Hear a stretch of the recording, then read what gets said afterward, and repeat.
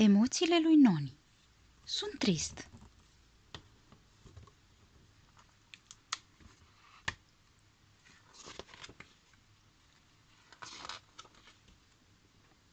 El este Noni, un mic unicorn ca oricare altul, doar că uneori Noni este fericit, alteori nu este fericit.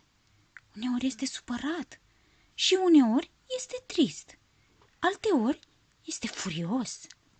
Acestea sunt emoții, iar Noni are tot felul de emoții, la fel ca tine. Dar Noni are ceva magic, coama sa.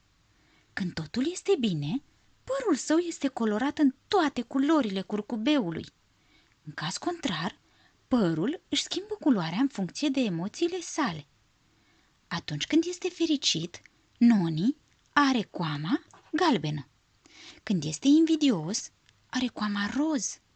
Când este furios, are coama roșie. Când se simte vinovat, are coama portocalie. Când este timid, are coama maro. Când este fricos, are coama verde. Când este supărat, are coama albastră. Iar când se simte trist, are coama albastru închis. Cum se simte Noni astăzi? Rău. Ah, Noni se simte rău astăzi. Totul este gri în sufletul său, iar el ne va explica de ce. Tu cum te simți astăzi? De ce este Noni trist astăzi? De obicei, Noni este un mic unicorn foarte vesel, căruia îi place să-și petreacă timpul împreună cu prietenii săi, David și Maria. Ei se joacă de multe ori împreună în curtea școlii. Dar astăzi, Noni nu este de acord cu prietenii săi. David și Maria vor să se joace cu pisica lor de acasă, însă Noni vrea ca ei să se joace cu mingea. Ei se ceartă din această cauză, iar Noni este trist. David și Maria pleacă să se joace cu pisica lor, iar Noni rămâne singur pe bancă. Așadar, Noni se simte trist toată ziua, pentru că nu este împreună cu prietenii lui. Și seara, Noni se gândește în continuare la cele întâmplate. Cearta cu cei doi prieteni îl deranjează, îl face să simtă tristețe, durere.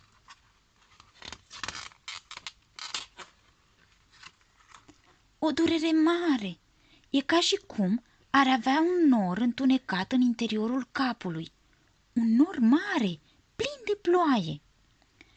Ce-ar fi dacă ar alunga norul cu un exercițiu de respirație în loc să aștepte să treacă de la sine? Și tu la fel. Când simți că acest nor de ploaie te invadează, poți face acest exercițiu de respirație ca să-l alungi.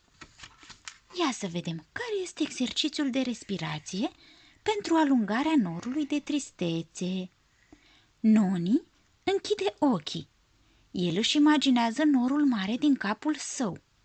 El inspiră pe gură și își umflă burtica. Noni își ține respirația, își strânge nasul cu degetele și se gândește foarte tare la norul său. Noni expiră puternic pe nas și scoate norul de tristețe. Noni face acest exercițiu de 3 ori. Este nevoie de 3 repetări pentru a alunga și ultimele picături de ploaie. Apoi Noni respiră calm. Acum că a alungat norul din cap, el poate vedea un soare frumos.